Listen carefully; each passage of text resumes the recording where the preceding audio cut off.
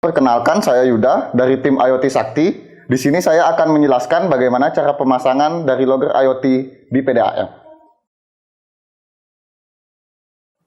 Baik, pertama-tama kita persiapkan solar panel. Di sini terdapat solar panel beserta dengan kabelnya. Jadi solar panelnya di sini terdapat sambungan. Kita akan menyambung kabel pada solar panel ke kabel ini agar nanti disambungkan ke SCC.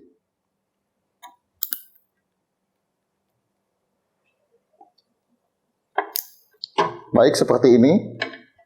Di sini untuk yang kedua ada SCC dan juga baterai. Untuk SCC terdapat dua kabel di sini sudah terpasang. Yang inilah kabel menuju baterai, di mana di sini ada tanda positif dan negatif, disambungkan pada positif dan negatif pada baterai.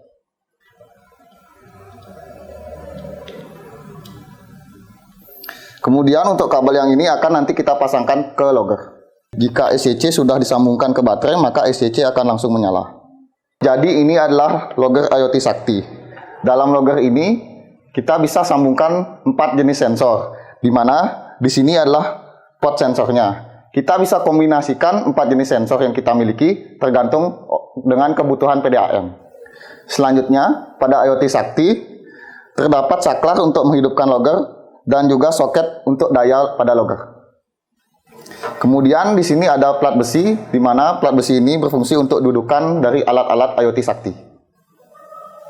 Jadi ini adalah hasil setelah kita merakit alat-alat IoT pada plat besi. Di sini bisa lihat pada SCC terdapat kabel untuk daya pada logger, bisa kita sambungkan di sini. Kemudian kita bisa hidupkan logger.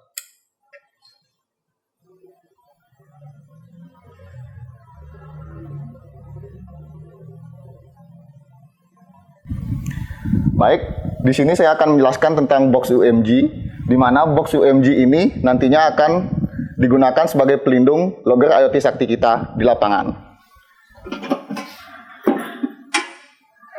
Nantinya di dalam box UMG ini kita akan memasangkan plat besi yang telah kita rakit sebelumnya. Setelah kita memasang box UMG, kita akan memasangkan plat besi yang telah kita rakit tadi di dalamnya.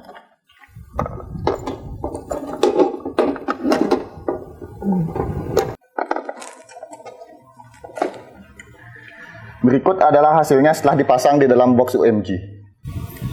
Kemudian di sini ada solar panel, di mana solar panel ini berfungsi sebagai pengisian daya baterai pada logger IoT. Usahakan pemasangan solar panel harus di tempat yang terkena dengan sinar matahari. Kemudian kabel solar panel ini nantinya akan dimasukkan ke dalam box UMG ini dan kita sambungkan pada SCC. Kemudian kita akan memasangkan kabel solar panel ke SCC. Pastikan positif dan negatifnya sudah benar. Kabel solar panel disambungkan pada logo solar panel yang ada di SCC, positif dan negatif. Jika kabel solar panel sudah terpasang, maka logo solar panel pada layar SCC akan tampil. Setelah semua telah terpasang dengan sempurna, maka kita siap untuk menghidupkan logger dan juga memasangkan port sensor pada logger.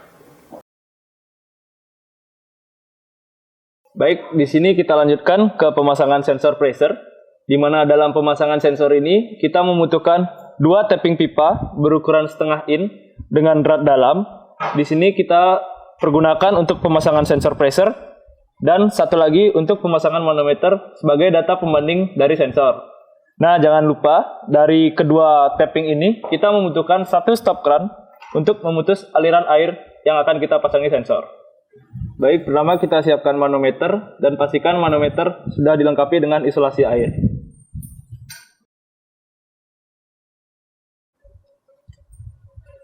Kemudian kita pasangkan manometer ini pada tapping pipa yang disediakan.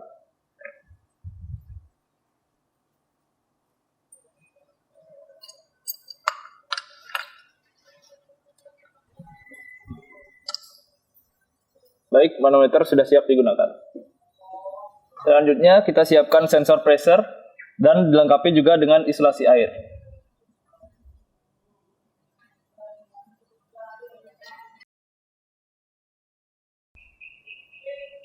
Lalu sensor pressure ini siap dipasangkan pada tapping yang disediakan.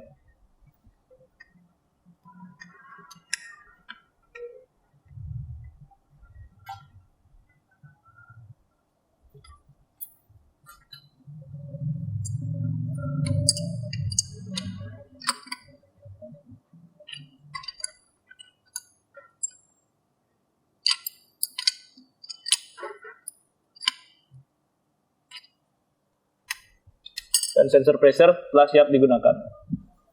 Untuk memastikan besaran tekanan dari aliran air pipa ini, maka kita harus membuka stop kran terlebih dahulu. Nah, maka tekanan akan naik pada manometer. Berikutnya kita siap memasangkan port sensor pressure pada port yang ada di data logger. Dan pastikan pada label yang tertera merupakan label sensor pressure.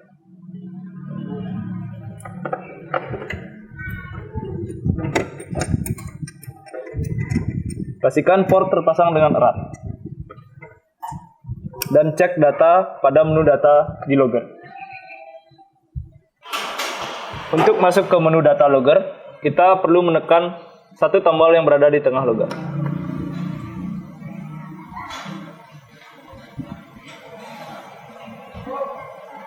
Lalu tekan tombol kanan dan masuk ke menu nomor 4, yaitu menu data.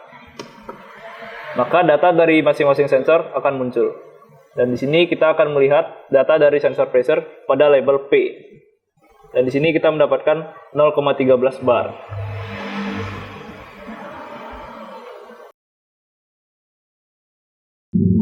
Baik, yang berikutnya adalah sensor ketinggian air atau automatic water level recorder.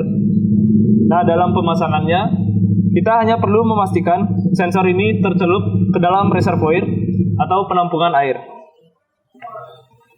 Setelah kita celupkan, pastikan sensor ini sampai hingga ke dangkal dari reservoir.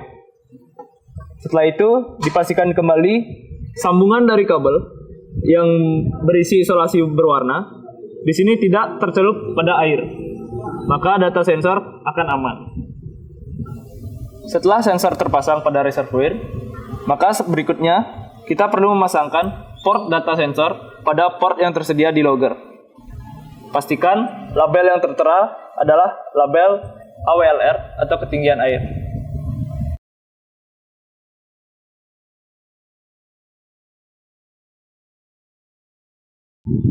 Selanjutnya, kita mengecek data dari sensor AWLR pada menu miscellaneous sensor. Nah, di sini kita perlu masuk ke menu dari logger dengan menekan satu tombol di tengah.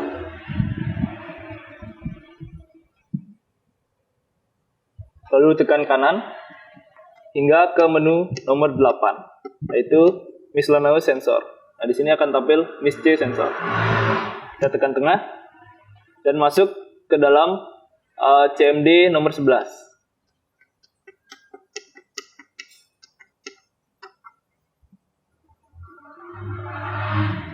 Nah, data AWLR akan muncul dengan ketinggian berikut.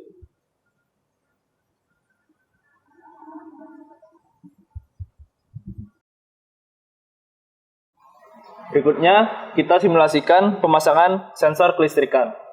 Nah, sensor kelistrikan ini dilengkapi dengan sekun tegangan yang akan dipasang pada RST di rangkaian pompa dan CT ampere yang akan diklaim pada kabel RST di rangkaian pompa juga. Nah, pastikan kabel data dari port sekun tegangan terpasang pada sensor PIZM atau sensor kelistrikan pada bagian yang sudah terlabel di bawahnya.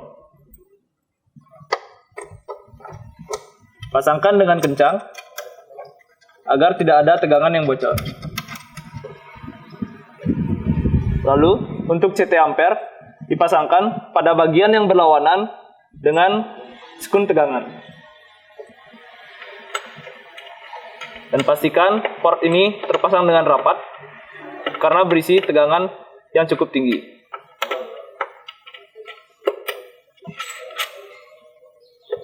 Berikutnya, klem dapat dipasangkan pada masing-masing kabel R, S, dan T.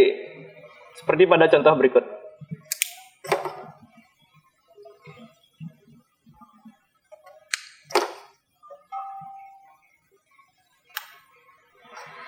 Nah, maka sensor kelistrikan siap dipantau datanya.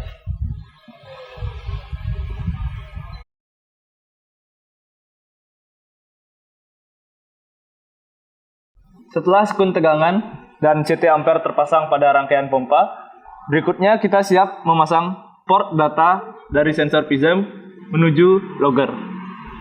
Pastikan Port ini berisi label electricity.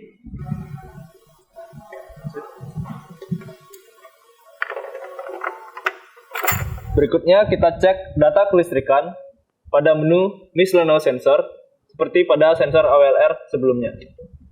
Nah, kita perlu masuk ke menu dari logger dengan menekan salah satu tombol. Lalu tekan sekali lagi hingga sampai ke menu nomor 8. Nah, di sini akan tertera MIS sensor. Untuk mengecek data dari tegangan terdapat pada menu nomor 4, 5, dan 6. Menu nomor 4 untuk tegangan pada sekun R, untuk nomor 5 untuk tegangan pada sekun S, dan untuk nomor 6 tegangan pada sekun T. Nah, untuk mengecek data dari beban yang tersambung, maka perlu dicek pada nomor 7, 8, dan 9. Untuk nomor 7 digunakan untuk beban dari I1 atau I dari R, untuk nomor 8 beban dari kabel S, untuk nomor 9, beban dari kabel T. Nah, kita cek terlebih dahulu. Maka data akan tertera seperti pada berikut ini.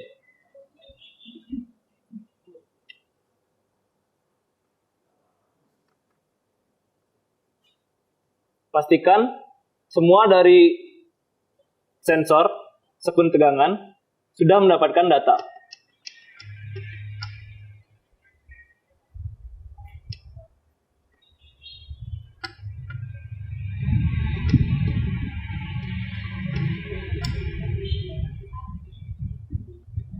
Nah, berikutnya kita akan cek data dari ampere atau beban kelistrikan.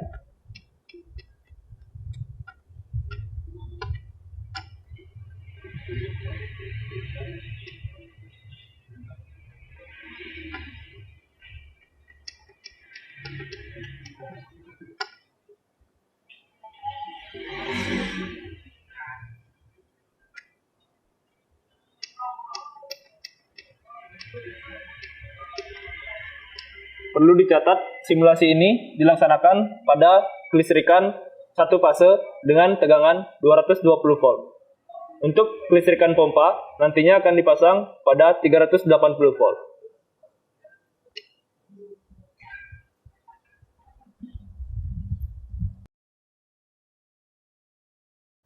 Berikutnya kita lanjutkan dengan pemasangan sensor flow, di mana sensor flow ini bekerja dengan gelombang ultrasonik. Sensor flow ini dilengkapi dengan sumber daya sama selayaknya data logger IoT Sakti.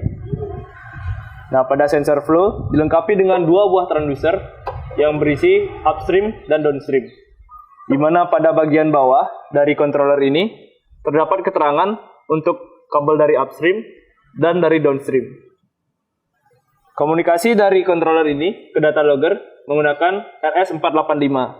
Maka kita menggunakan data kabel dari RS485 pada port bagian 485 plus dan 485 min. Yang pertama kita perlu pasangkan terlebih dahulu kabel dari data ini. Kabel 485 terdiri dari 3 kabel. Yang merah merupakan kabel dari plus, yang hitam merupakan kabel minus, yang kuning merupakan ground, di mana disambungkan pada sumber minus di 24 volt ini. Pada bagian bawah controller flow ini terdapat beberapa port terminal yang perlu dimasukkan kabel. Yang pertama ada port untuk sumber daya dari controller ini, di mana di sini tertera 24 volt plus dan minus, tapi controller ini tetap bisa dijalankan dengan daya 12 volt. Yang kedua ada 485 plus dan minus, di mana ini digunakan untuk komunikasi dari controller menuju data logger IoT Sakti nantinya. Berikutnya ada up plus, up min, dan GND untuk sambungan dari transducer upstream. Lalu berikutnya ada DN plus, DN min, dan GND untuk sambungan dari transducer downstream.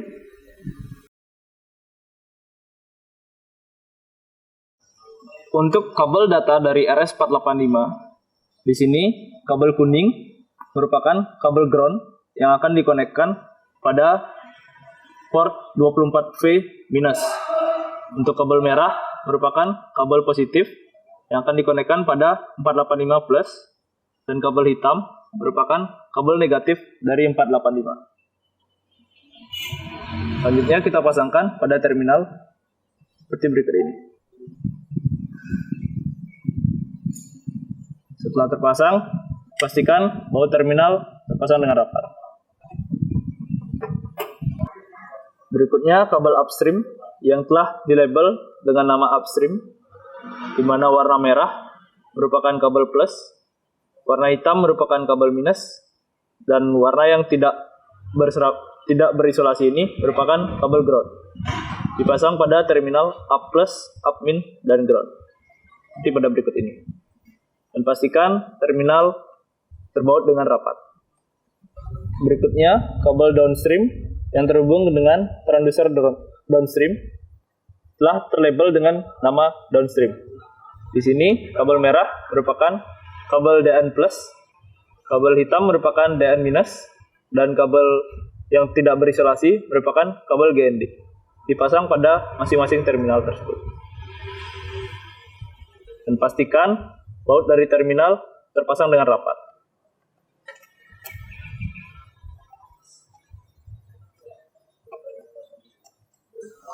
Setelah semua kabel terpasang dengan rapi dan sempurna, maka controller akan menyala dan siap dipasangkan pada terminal yang terdapat di plat besi pada box UMG.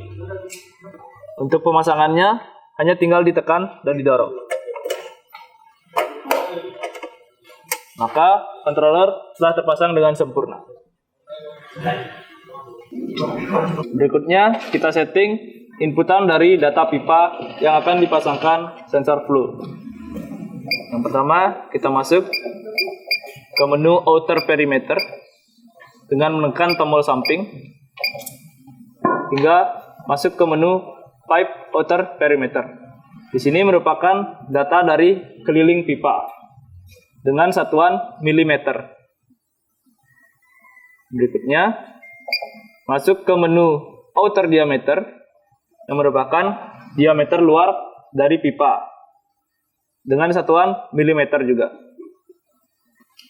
Berikutnya, ada pipe wall thickness atau ketebalan dinding pipa dengan satuan milimeter. Berikutnya, ada pipe inner diameter atau diameter dalam dari pipa dengan satuan milimeter. Berikutnya, ada data material dari pipa, di mana di sini berisi banyak pilihan untuk jenis material pipa. Nah, di sini ada aluminium, asbestos, fiberglass, atau yang lainnya.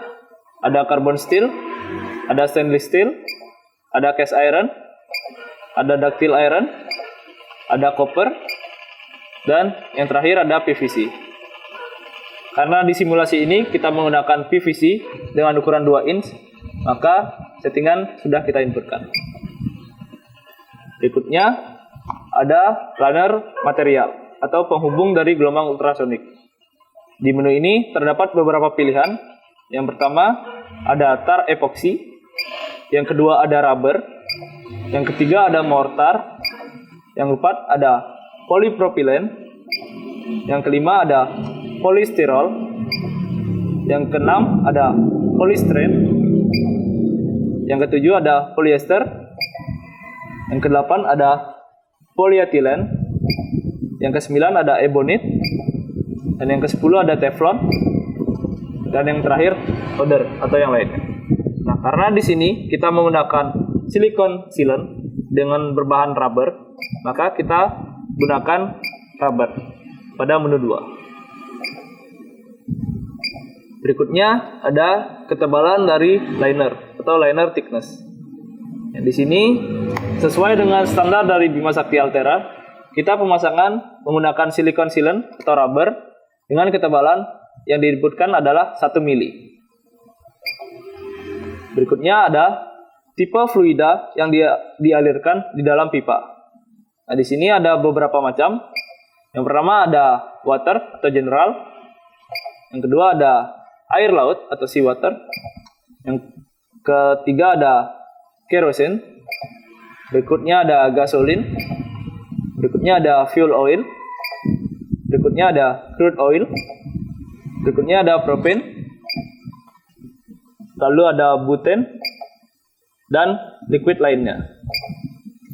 Lalu ada diesel oil, castor oil, peanut oil, dan gasolin dengan kandungan 90, gasolin dengan kandungan 93, ada alkohol, dan ada water dengan suhu 125 Celcius. Dan karena di sini kita menggunakan air biasa dari PDAM, maka kita menggunakan water yang general. Berikutnya ada tipe transducer yang digunakan. Sini ada Clamp-on TM1 sesuai dengan transducer yang diberikan oleh BSA. Lalu ada transducer mounting. Nah, di sini digunakan berdasarkan ukuran dari pipa. Untuk pipa di bawah 200 mm diameter nominalnya, maka menggunakan metode V. Untuk pipa dengan diameter nominal 200 hingga 6000 mm menggunakan metode Z. Untuk tipe dari mounting ini yang digunakan hanya V dan Z sesuai dengan spesifikasi dari transducer. Maka akan muncul spacing dari transducer yang telah ditentukan oleh sistem. Nah, di sini kita memasang transducer dengan spacing yang tertera. Berikutnya kita pasangkan transducer pada pipa, di mana harus dipastikan transducer up atau upstream dipasang di awal aliran dan dilengkapi dengan rubber terlebih dahulu. Sebelum pemasangan transducer, pastikan pipa sudah halus. Bila perlu, menggunakan amplas atau menggunakan cutter untuk menghilangkan bagian-bagian yang kasar pada pipa. Kita lanjutkan dengan pemasangan rubber.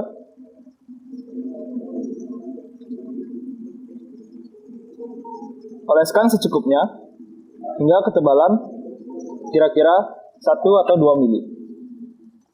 Pastikan upstream dipasang di awal aliran. Ketika sudah terpasang, siapkan pemegang transducer ini. Di sini kita menggunakan Velcro sebagai pemegang transducer.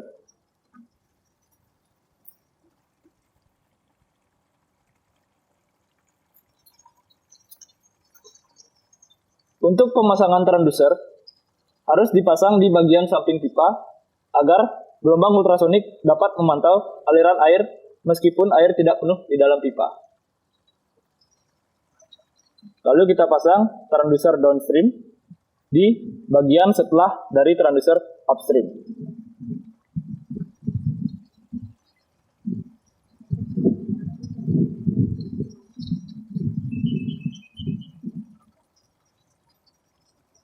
Untuk metode V, transducer dipasang sejajar dengan transducer upstream. Untuk metode Z, transducer dipasang berlawanan dengan transducer upstream. Nah, dari jarak transducer ini didapatkan pada jarak spacing yang terdapat di controller tadi. Di sini jaraknya sekitar 1 mili.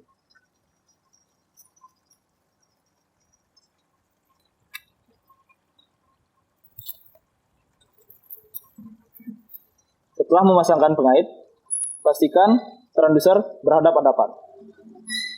Dan jarak harus dipastikan sebesar jarak spacing yang tercantum di controller. Maka controller telah siap membaca aliran air dari dalam pipa.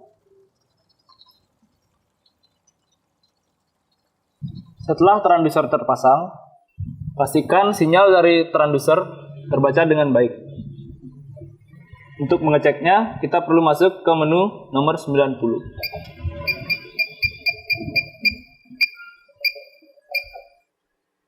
Apabila Q atau kualitas sinyal dari transducer di atas 60, maka nilai flow akan muncul.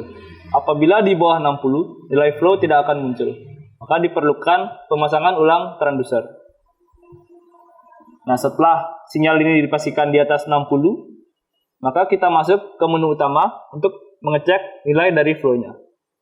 Caranya dengan menekan tombol menu dan enter.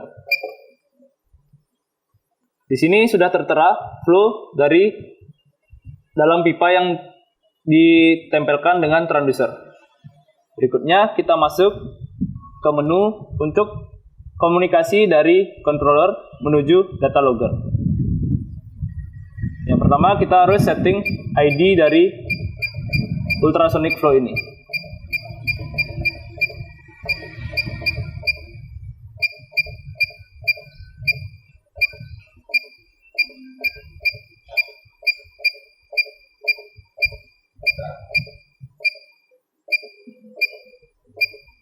Untuk ID terdapat di menu nomor 46.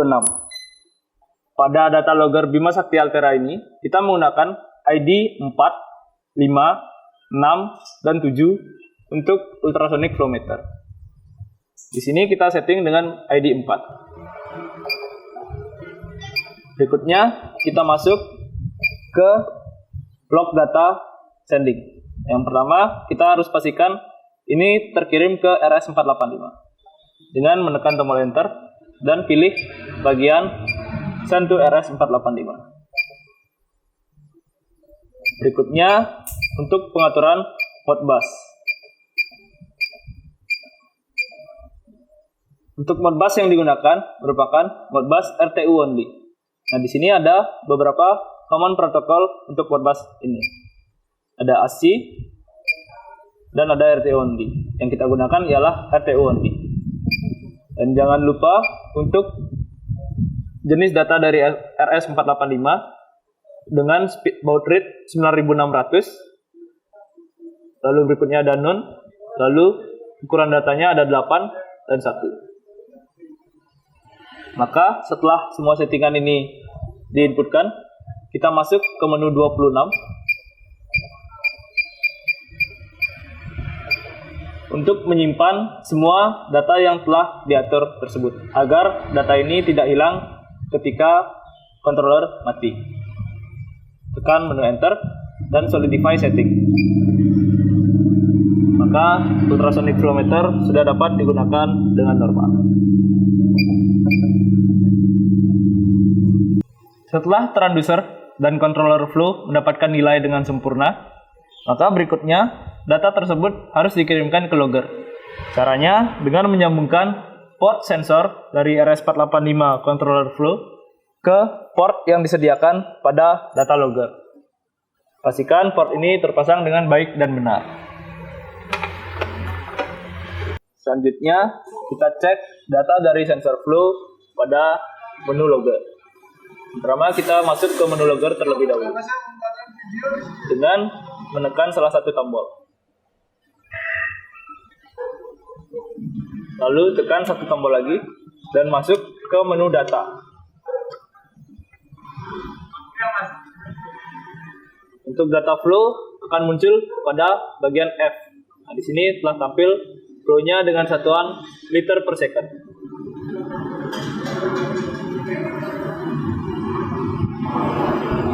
Setelah data logger IoT Sakti ini terhubung dengan semua jenis sensor, maka data logger siap mengirimkan data menuju dashboard yang akan digunakan oleh PDAM atau klien lainnya. Untuk menampilkan data tersebut, data logger harus dipastikan mengirim data terlebih dahulu. Untuk melakukan pengujian pengiriman data secara manual, kita lakukan dengan memilih dari menu logger. Pertama, kita harus masuk ke dalam menu logger dengan menekan salah satu tombol. Lalu tekan satu kali lagi dan masuk ke menu nomor 5 yaitu tes. Di sini digunakan untuk tes kirim secara manual. Pastikan pada proses ini data logger menampilkan tulisan all data sent. Apabila tidak, maka data logger gagal mengirim data atau data tidak muncul pada dashboard. Tunggu hingga proses pengiriman selesai.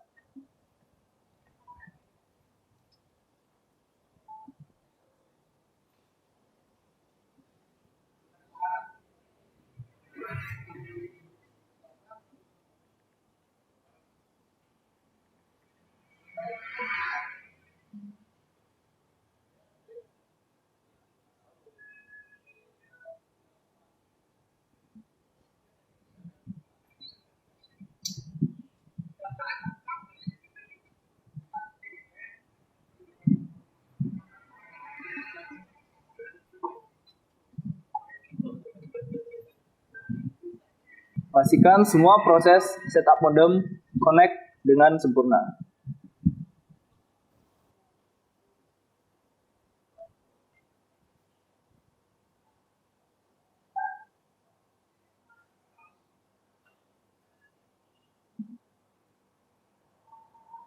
Ketika all data sudah send, maka data dapat dilihat pada dashboard. Berikut tampilannya.